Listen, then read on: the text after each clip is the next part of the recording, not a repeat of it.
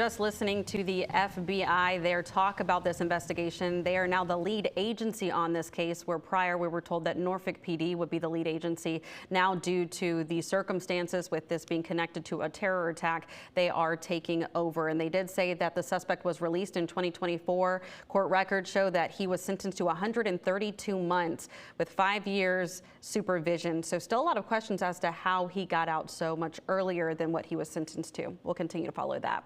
And the deadly terror attack on Old Dominion University's campus, we do have continuing team coverage. Tragedy struck just before 11 this morning when a gunman opened fire inside Constant Hall. Police say 3 people were hurt. 1 of them died. The shooter is also dead, we're now learning, due to ROTC members who subdued him without a gun. Officials say the suspect is Mohammed Jalla, previously convicted of providing material supporting ISIS, and was again recently released from prison. 10 on your side's Brett Hall brought us the breaking scene at midday and now joins us live with the latest. Brett?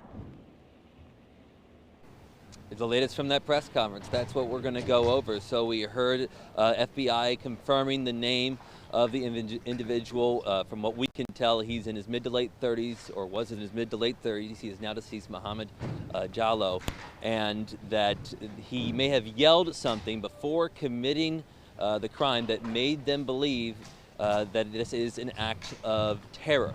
So that is what we just heard from the FBI agent briefing the media. We also learned that it was the ROTC university members that were in the classroom where this crime took place that were able to more or less take out Jallo and the threat that he provided. The FBI still not telling us exactly how he was killed, but they said he was not shot.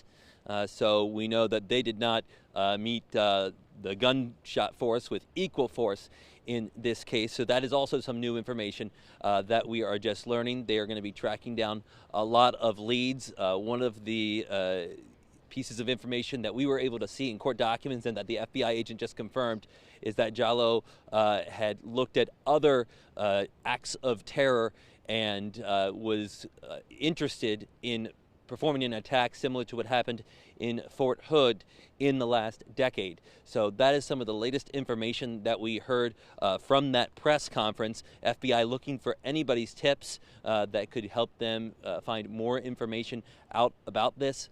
We understand Jallo's from Sterling, Virginia, been in Virginia Guardsman from 2009 to 2015. So there are likely a lot of people that have come in contact with him, and they are certainly people that the FBI wants to speak to in this massive investigation. We're going to continue to follow this and bring you the very latest on Wavy News 10 at 6.